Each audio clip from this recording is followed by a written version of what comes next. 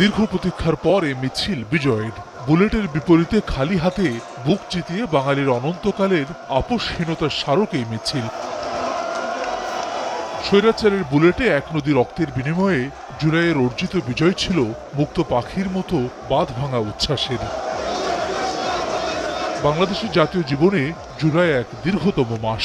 ৩৬ দিনের রক্তাক্ত সেই জুলাই একই সঙ্গে যেমন অর্জনের, তেমনি সন্তান হারাবার বেদনাও বটে। অবুধ শিশু রিয়া গোপ, দুর্বার আবু সাইদ মুগ্ধ কিংবা ওয়াসিমের মতো হাজারো অরুণ প্রাতের তরুণ দল রক্তের বিনিময়ে ছিনিয়ে আনে এমন দিন।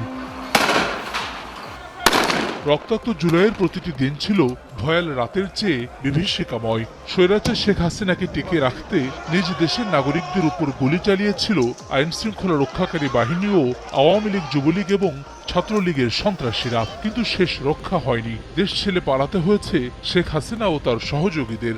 অভ্যুত্থানের বর্ষপূর্তিতে ছাত্র জনতার অন্তর্বর্তী সরকার হাতে নিয়েছে বিশাল কর্মযজ্ঞ।